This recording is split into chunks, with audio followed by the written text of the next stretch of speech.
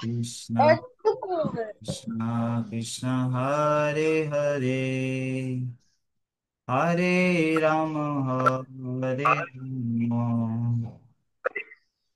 Rama Rama Hare Hare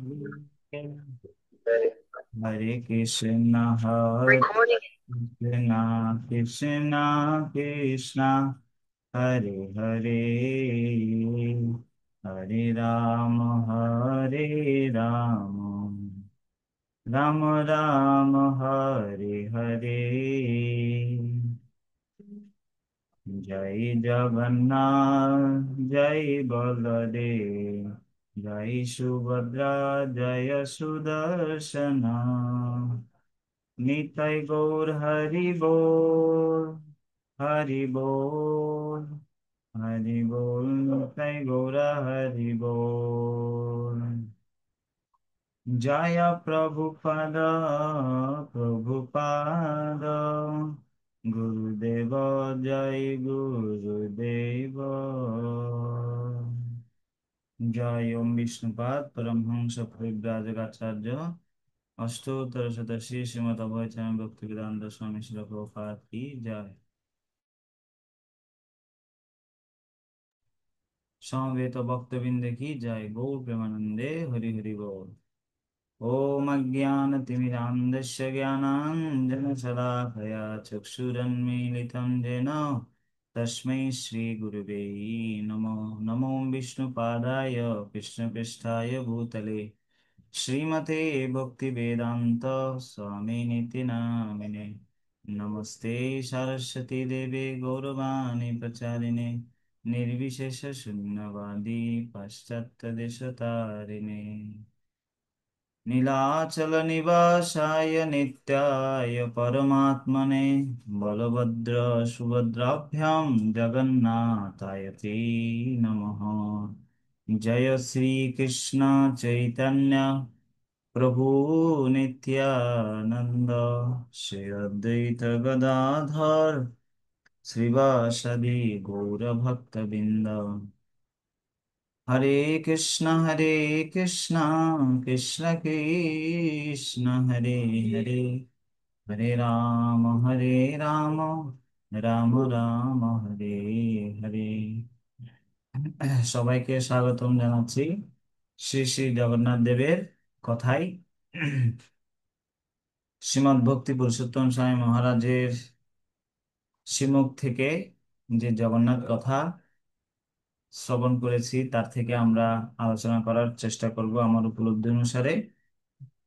তা স্কন্দ পুরাণ অনুসারে জগন্নাথ দেবের শুভ আবির্ভাব, হুম, রাজা ইন্দ্রদ্যুম্নের সাথে যে ভগবান জগন্নাথ দেবের যে সম্পর্ক রয়েছে, ভগবান এই জগতে কিভাবে আসলেন সে সম্বন্ধে আমরা ধারাবাহিকভাবে আলোচনা করব। হুম তো শ্রী জগন্নাথ দেবের আহ কথা খুবই, আমরা লীলা সবাই জানি কম আর বেশি, কিন্তু আমরা ধারাবাহিকভাবে এইভাবে মনস্থির করেছি আলোচনা। জগন্নাথ দেবের কথা আমরা আলোচনা করব লীলা, সে সাথে আমাদের জীবনের সাথে শিক্ষা, সে সম্বন্ধে ধারাবাহিকভাবে আমরা আজকে থেকে একদম 26 তারিখ পর্যন্ত প্রতিদিন এভাবে জগন্নাথ দেবের কথা আলোচনা করবার জন্য মন স্থির করেছি। সে জগন্নাথ দেব কি জয়। শিল প্রভুপাদ এবং আমার পরমানন্দ গুরু মহারাজের আশীর্বাদ প্রার্থনা করছি, ভক্তদের আশীর্বাদ প্রার্থনা করছি। ভগবানের পবিত্র কথা শ্রবণ কীর্তনের দ্বারা আমাদের যাতে উভয়েরই কি হয়, মঙ্গল হয়। হম তা চলুন, স্কন্দ পুরাণ অনুসারে ভগবান জগন্নাথ দেবের আবির্ভাব। তা আমরা সত্য যুগে মহারাজ যে ইন্দ্রদ্যুম্ন, তিনি মালব নামে একটি প্রদেশ কি করতেন, শাসন করতেন। আর ওনার রাজধানী ছিল হচ্ছে অবন্তী। হুম এবং উনি সরাসরি ব্রহ্মা থেকে আগত বংশ পরম্পরায় ইন্দ্রদ্যুম্ন মহারাজ ছিলেন 25তম পুত্র।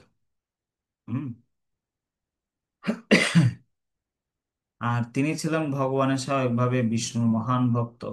হুম আর ভক্ত হলে কি হয়, স্বাভাবিকভাবে তার মধ্যে ভাগবতে এই পঞ্চম স্কন্ধ বলা হচ্ছে এই যস্যস্তি ভক্তি ভগবতী অকিঞ্চনা সর্বৈ গুণস্তত্র সমাসতে সুরা। হ্যাঁ, যারা ভগবানের ভক্ত হয় তাদের মধ্যে স্বাভাবিকভাবে দেবতাদের গুণগুলো প্রকাশিত হয়, শুধুমাত্র ভগবানের ভক্তিতে নিষ্ঠ পরায়ণ হলে। হম তা আমরাও যদি আমাদের মধ্যে ভালো গুণ প্রকাশ করতে চাই, সৎ গুণ, তাহলে একটা জিনিস করতে হবে শিক্ষা, সেটা হচ্ছে কি ভগবানের নিষ্ঠাবান ভক্ত হওয়ার প্রচেষ্টা করতে হবে। হম তারপর একবার তিনি দৈনন্দিন পূজায় সমাপন করার পর ইন্দ্রদ্যম্ন মহারাজ তিনি পূজারীকে অনুরোধ করছে, হে পুরোহিত, আপনি অনুগ্রহ করে এই ধরনীতে মহাতীর্থের একটা সন্ধান করুন, যেখানে আমি গিয়ে পরম ব্রহ্মকে কি করতে পারবো, সরাসরি দর্শন করতে পারবো। তখন রাজার আদেশ পেয়ে পুরোহিত সমস্ত তীর্থযাত্রীকে রাজপ্রাসাদের কি করলো, সমবেত করতে সমবেত করলেন। আর সমাগত করার পর সমস্ত তীর্থযাত্রীদেরকে জিজ্ঞাসা করল, হে তীর্থযাত্রীগণ, আপনারা এমন কোন তীর্থস্থানের কথা জানেন যেখানে গেলে ভগবানকে, আমাদের মহারাজ স্বচক্ষে ভগবানকে দর্শন করতে পারবে? তা এখন একজন তীর্থযাত্রী তিনি কি করেছে, উত্তর দিয়েছে। তা এখানে একটা শিক্ষা, মহারাজ ইন্দ্রদ্যুম্ন ভগবানকে দেখতে চাইছে, কিন্তু কাকে বললেন, ওনার ব্রাহ্মণকে বললেন। তো যখন আমাদের কোনো ইচ্ছা হৃদয়ে প্রকাশিত হবে, তাহলে সেই ইচ্ছাটা আমরা কাদের কাছে প্রকাশ করব, না গুরু বৈষ্ণব ভক্তদের কাছে। হুম আপনি বিচার করে দেখুন এটা করলে কেমন হয়। এটা হচ্ছে 2 নাম্বার শিক্ষা। হুম তখন ওনারা আমাদের জন্য কি করবেন, ব্যবস্থাপনা করবেন। তারপর এখন একজন তীর্থযাত্রী উত্তর দিল, হ্যাঁ, ভগবানের কৃপায় আমি এই গ্রহেই প্রকটিত প্রত্যেক তীর্থ পরিদর্শন আমি করেছি। হ্যাঁ, আপনার যে প্রিয় মহারাজ কোথায় তার নিজ নয়নে শিব ভগবানের অনুপম যে রূপামৃত পান করতে পারবে, সেটা আমি কি করতে পারি, আমি বলতে পারি আপনাকে। তো ভারতবর্ষে উড়িষ্যা বা উর্ধ্বদেশ, হুম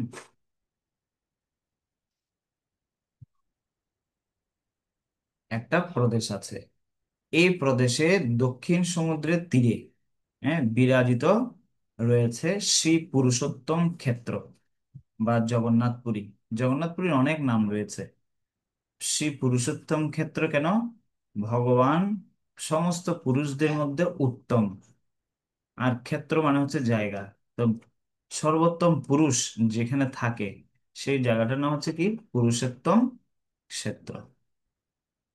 হম তো এখন এই ওই ক্ষেত্রে কি রয়েছে না, একাংশে চতুর্দিকে ঘন অরণ্যানী পরিবেশিত কি রয়েছে, নীলগিরি। নীল মানে হচ্ছে নীল, আর গিরি মানে হচ্ছে পাহাড়। তো একটা পাহাড় রয়েছে, আর ওই পর্বতের শিখরে একটা বিশাল কি আছে, বটবৃক্ষ আছে। হ্যাঁ, যেটার নাম হচ্ছে কল্পবট নামে সুপরিচিত এটা। এবং সেই পশ্চিমে রয়েছে আবার রোহিণী কুণ্ড, হ্যাঁ, যেটাতে সুন্দর পুষ্করিণী রয়েছে, যেখানে দিব্য স্নানের জন্য অমৃত মতো কি রয়েছে, পরিষ্কার স্বচ্ছ জল রয়েছে। হ্যাঁ, এই পুষ্করিণীকে পূর্ণ করেছে কে, ভগবান কৃপার দ্বারা। এই জলকে বলা হয় আবার মোক্ষপ্রদ। যদি ওই কুণ্ডের দিব্য জল যদি কেউ স্পর্শ করে, তৎক্ষণাৎ তিনি মুক্তি লাভ করে। তো এখন 3 নাম্বার শিক্ষা, তো ব্রাহ্মণকে বললেন ওনার দ্বিতীয় শিক্ষা, বললাম আমরা 3 নাম্বার শিক্ষা হচ্ছে, তখন এই ব্রাহ্মণ কি করলেন, তিনি সেটার একটা সভার আয়োজন করলেন, এবং তিনি খবরও পেয়ে গেলেন। তো যখন আমাদের মনের ভাব ভক্ত বা বৈষ্ণবদেরকে বলবো, তখন ভগবানের আয়োজনে সেটা কি হবে, সফল হবে। আমরা নিজেরা চেষ্টা করলে সেটা সফল নাও হতে পারে। হ্যাঁ, একটা উদাহরণ দিলে পরিষ্কার হয় বিষয়টা। যেমন ধরুন, একটা ছোট ছেলে যদি সে হাতির পিঠে উঠতে চায়, সেটা কখনো সম্ভব না। কিন্তু হাতি যদি বসে যায়, তখন সে হাতির পিঠে উঠতে সুবিধা হয়, সহজে উঠতে পারে। তো এখান থেকে শিক্ষা হচ্ছে, স্বরহস্যম তদঙ্গম চ গৃহাণ গদিতম ময়া। ভাগবতে বলা হচ্ছে কি, ভগবানের রহস্য যদি কারো কাছে ভগবান প্রকাশ করে, সেই ভগবানকে জানতে পারে।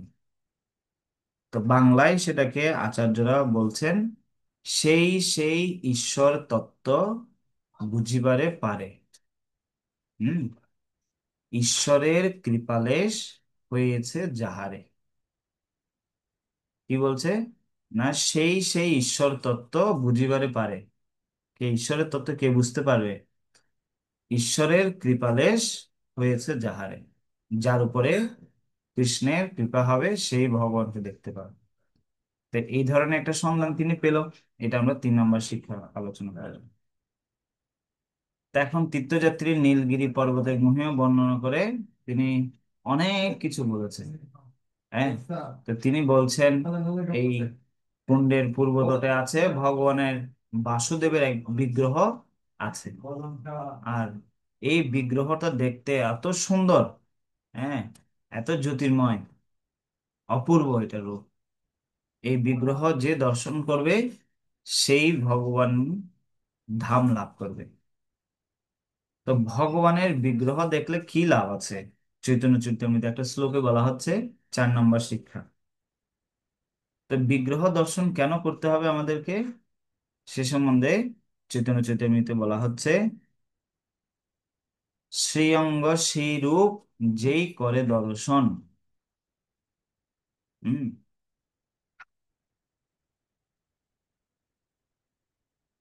যে ভগবানের শ্রীমুখ শ্রী অঙ্গ দর্শন করবে, তার কি হবে? তার পাপ দূরীভূত হয়ে যাবে। এবং 2 নম্বরটা হচ্ছে, প্রেম ধন লাভ করতে পারবে। হ্যাঁ, ভগবানের বিগ্রহ দর্শন করার এটা হচ্ছে 2টা ফল। এটা হচ্ছে 4 নম্বর শিক্ষা। তো এখন পশ্চিমে আছে শবর দ্বীপক নামক একটা আশ্রম। হ্যাঁ, সেখানে পথ চলে গিয়ে বিষ্ণুর একটা মন্দির আছে, যেখানে ভগবান শঙ্খ চক্র গদা পদ্ম ধরে তিনি বিরাজিত রয়েছে, শ্রী জগন্নাথ। হম, তো ভগবান এবং তার বাসস্থানের বর্ণনা করার সময় তীর্থযাত্রীটির নয়ন অশ্রুপূর্ণ হয়ে উঠেছে। আর তিনি এতটা ভাবাবেগ হয়ে গেছে, তিনি কথা বলতে পারছেন না। তিনি বর্ণনা করছেন, জগন্নাথ দেব কৃপাম্বুধি, কৃপার সাগর। হ্যাঁ, তার দর্শন দানের মাধ্যমে তিনি প্রত্যেক জীবকে কি করছে? উদ্ধার করছে। আর ভগবান জগন্নাথ দেবের প্রীতি সম্পাদনের জন্য, হ্যাঁ, আমি পুরো 1 বৎসর নীলাচল ধামে কি করেছিলাম? অতিবাহিত করেছিলাম, আমি ওইখানে বসবাস করেছি। আর পরম কৃপাময় ভগবান প্রভু জগন্নাথ, হম, আমার মতো মহামূর্খকে সেবা করার, অবস্থান করার সুযোগ দিয়েছিল। আর তার কৃপা বলে আমি অষ্টাদশ বিদ্যার সবগুলি সুপারদর্শী হয়ে উঠেছিলাম। এবং আমার বুদ্ধি কি হয়েছিল? নির্মল হয়েছিল। এবং দিব্য বিদ্যা, জ্ঞান লাভের পরম আমি কারণে শুদ্ধ ভক্তি আমি লাভ করেছি। হ্যাঁ, কারণ আমি মনে করি ভগবান বিষ্ণুর দর্শন করার কারণে আমি আর এই হয়েছে। তো দেখুন, উন্নত ভক্তের লক্ষণ, এটা হচ্ছে 5 নম্বর শিক্ষা। 5, যিনি ভক্তিতে এগিয়ে যাবে, তিনি ওনাকে নিজেকে নিজে মনে করবেন কি, আমি খুবই ক্ষুদ্র, খুবই নগণ্য, এরকমটা তিনি মনে করবেন। সে সম্বন্ধে আমরা শ্রী চৈতন্য চরিতামৃতের যিনি গ্রন্থকার, তিনি বলছেন, যদি আমাদের সেইভাবে নিজেকে উপস্থাপন করা অনেক কঠিন। আমরা নিজেদেরকে বড় বলে প্রকাশিত করতে পারি, কিন্তু ক্ষুদ্র বলে প্রকাশিত করাটা খুব কঠিন আছে। আবার প্রকাশ্যে হাজার হাজার লক্ষ লক্ষ মানুষ আমার সামনে আছে, আমি নিজের সম্বন্ধে কি করব? নিজের সম্বন্ধে নিজে ছোট করে বলবো। হ্যাঁ, এটা বলা যতটা সহজ, করা কথা অতটা কিন্তু কিনা, অতটা সহজ না, অনেক কঠিন এটা।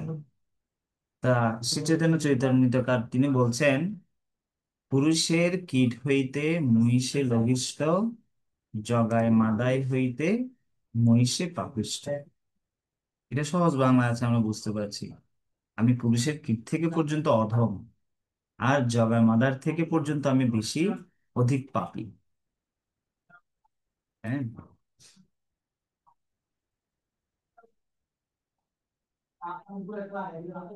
দুই ছিল প্রহ্লাদ মহারাজ। প্রহ্লাদ মহারাজ বলছেন যে আমি হচ্ছি একটা দৈত্য কুলের সন্তান, আমার বাবা হচ্ছে অসুর। যখন ভগবান ব্রহ্মাজি প্রহ্লাদ মহারাজকে সামনে এনে দিল, প্রহ্লাদ, তোমার কারণে এই ভগবান এই জগতে আসলো, তুমি একটু ভগবানের কাছে প্রার্থনা করো। তখন তিনি বলছেন, হ্যাঁ, যে না প্রভু, আমার জন্য আসেন, ভগবান নিজে কথা দিয়েছে, নমে ভক্ত প্রণশ্যতি, ওনার কথা উনি রক্ষা করার জন্য এসেছেন।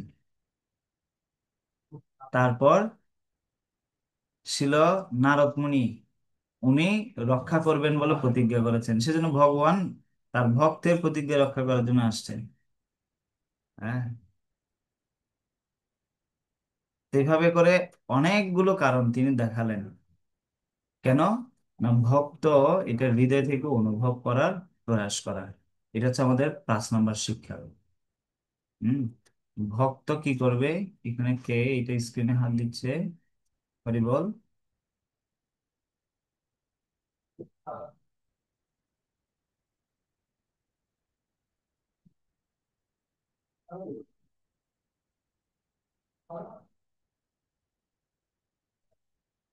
স্ক্রিনে দয়া করে হাত দিয়ে নেন আপনাদের মধ্যে কেউ একজন, আমি দেখছি। দয়া করে কেউ স্ক্রিন টাচ করেন না, হরি কথা শ্রবণ করুন।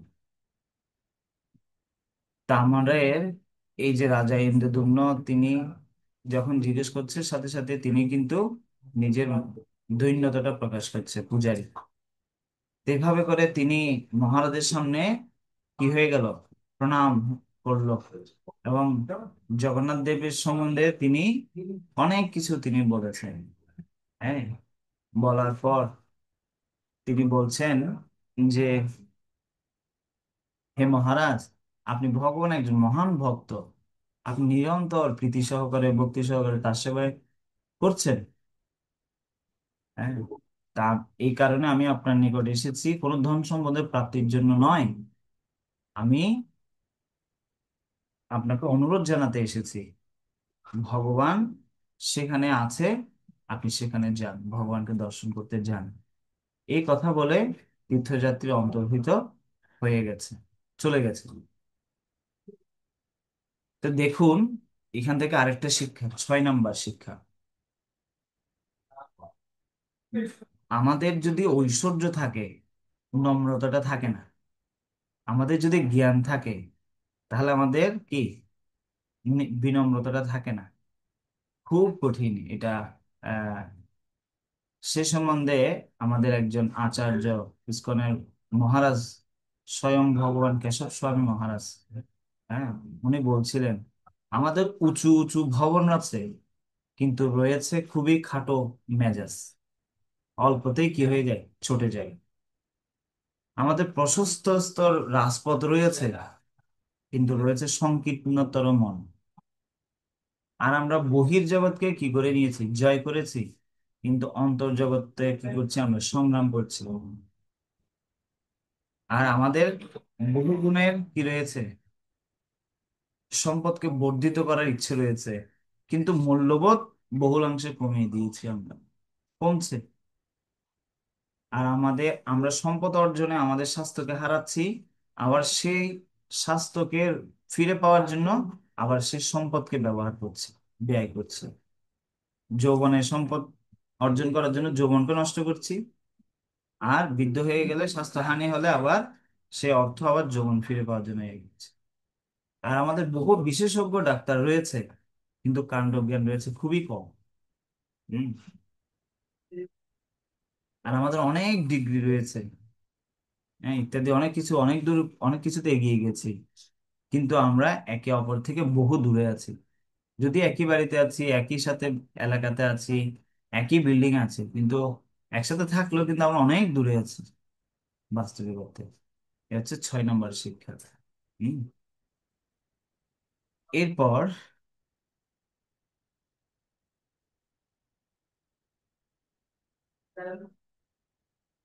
রাজাকে যখন এভাবে বলে অন্তর্হিত হলো, হম, এবার এই কথা বলে অন্তর্হিত হওয়ার পর সাথে সাথে রাজা ইন্দ্রদ্যুম্ন যা শ্রবণ করেছে, তখন তিনি এই এই কথাগুলোকে আবার স্মরণ করার চেষ্টা করছেন। স্মরণ করে তিনি চিন্তা করছে, আরে আমি কি শ্রবণ করলাম, হ্যাঁ, সাধুর মুখে, হ্যাঁ, পরম পুরুষের অনুগ্রহে আমি ধর্ম অর্থ কাম সব প্রাপ্ত হয়েছি। এখন আমার কি করতে হবে? ভগবানকে দর্শন করার জন্য চেষ্টা করতে হবে। তখন এবারে তিনি ওই পুরোহিতকে বলল, ওনার মনোভাব যাকে প্রকাশ করেছিল সেই পুরোহিতকে বলল, কি বলছে, না, এই পুরুষোত্তম ক্ষেত্রে আমি যেতে চাই, তুমি তার কি করো, ব্যবস্থা করো। হ্যাঁ। তখন তিনি সেই উদ্দেশ্যে গমন করার জন্য কি করলেন, অপেক্ষা করছেন। আর পুরোহিত ওনাকে মৃদুস্বরে বলল, হ্যাঁ, আপনার পুরুষোত্তম ক্ষেত্রে গমন করে সেখানে আপনি দর্শনে যেতে চান, এটা খুবই শুভপ্রদ, ভালো। আবার সে পূজারী আবার একটু চিন্তা করে বলছে,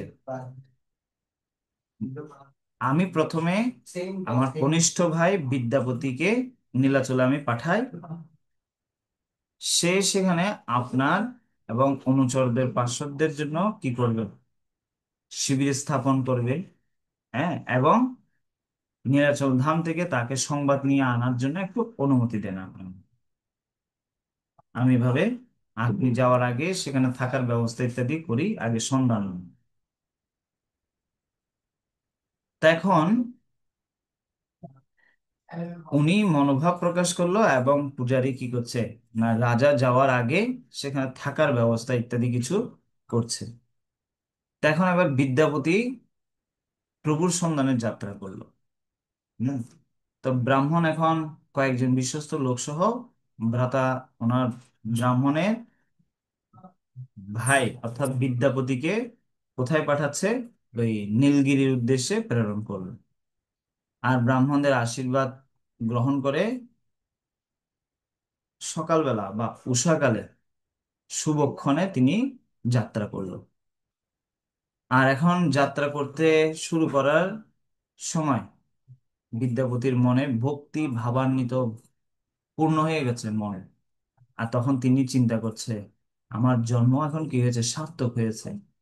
হ্যাঁ, আমি নিন্দ কান্তি শ্রী ভগবানের মুখপাত্র দর্শন করব, আমার সব পাপ দূরীভূত হয়ে যাবে। হ্যাঁ, আজকে আমি ভগবানের চক্রপাণি দর্শন করব। হ্যাঁ, এবং ওনার ভজনার অনুরক্ত যারা ভক্ত সাধক, ওনাদেরকে দর্শন করব, যাদেরকে দর্শন করা খুব কি দুর্লভ, তাদেরকেও কিন্তু আমি দেখতে পারবো। আর নীলাচল পবিত্র ধাম শিখরে নিবাসে আমি আমার দেহের আসক্তি ছেড়ে দিয়ে জড় বিষয় আসক্তি সুদূর বন্ধন ছেদন করে আমি ভগবানের প্রতি ভক্তি প্রকাশ করতে পারবো। এবং আমার এই বদ্ধ জীবনের যে শৃঙ্খল, যেটা আমাকে আটকে রেখেছে, সেখান এই বদ্ধ জীবন বা ভবসাগরকে আমি অতিক্রম করে যেতে পারবো। হ্যাঁ, এবং যে ভগবানকে দর্শন করা খুবই কঠিন সরাসরি, সেই ভগবান আমার গোচরীভূত হবে, দর্শন করতে পারবো সরাসরি। হ্যাঁ, এর থেকে আর সৌভাগ্য আর কি আছে আমার। তো এভাবে করে আমরা 6 নম্বর শিক্ষা এখান থেকে নিচ্ছি। সেটা হচ্ছে, না, যখন আমরা এই কোনো তীর্থে যাব, তারপর কোনো জায়গায় দর্শনে যাব, তো তখন আমাদের মনের ভাব এমন ভাবে রাখতে হবে যে মনের ভাব দ্বারা ভাব দিয়ে ধাম দর্শন হয়, চোখ দিয়ে নয় কিন্তু। শ্রীমৎ সুখস্বামী গুরু মহারাজ বলছেন যে ধাম দর্শন হয় কি দিয়ে? কান দিয়ে, চোখ দিয়ে নয়। তো ধামে যাওয়ার আগে আমাদেরকে হৃদয়টা শুদ্ধ করতে হবে। সে সম্বন্ধে শিল নরোত্তম দাস ঠাকুর বলে যে বিষয় ছাড়িয়া কবে শুদ্ধ হবে মন, কবে হাম হেরব শ্রী বৃন্দাবন। ঠিক আছে, তাহলে এখান থেকে আমরা আজকে 6টা শিক্ষা বলে শেষ করব। সেটা হচ্ছে শিল নরোত্তম দাস ঠাকুর আমাদের আচার্য, তিনিও ধাম দর্শন করার যোগ্যতা সম্বন্ধে তিনি বলছেন কি, যে বিষয় ছাড়িয়া কবে। যেমন ধরুন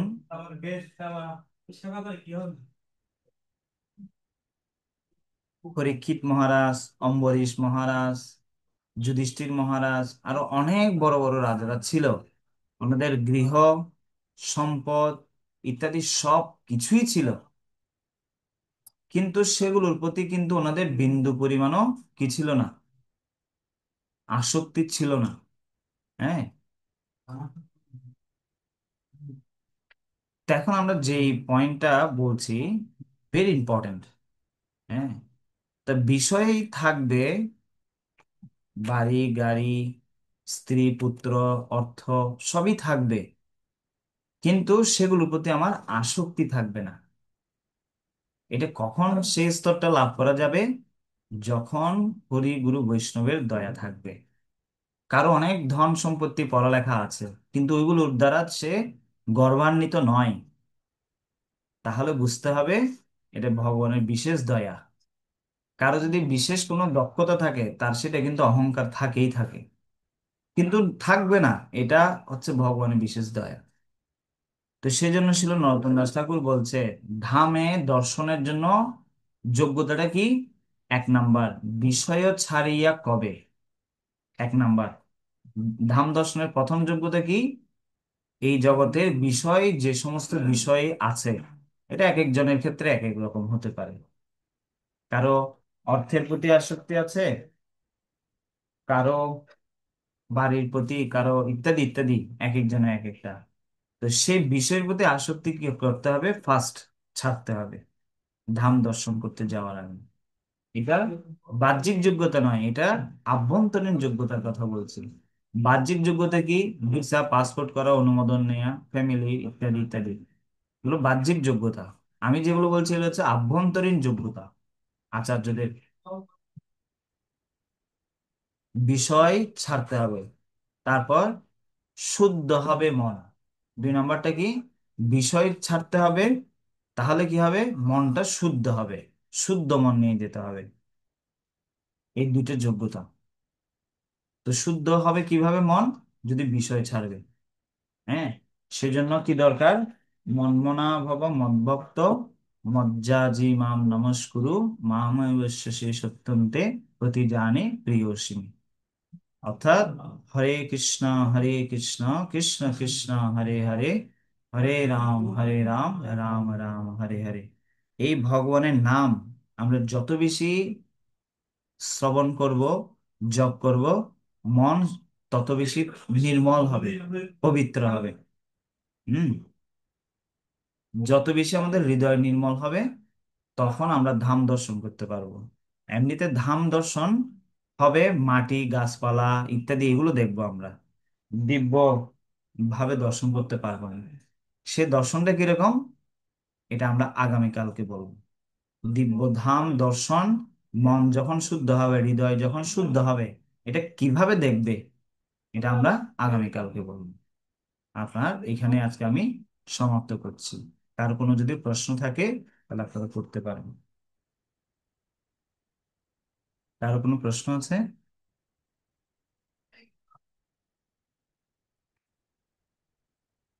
নেই? ওকে, তাহলে আমি এখানে সমাপ্ত করছি। হরে কৃষ্ণ।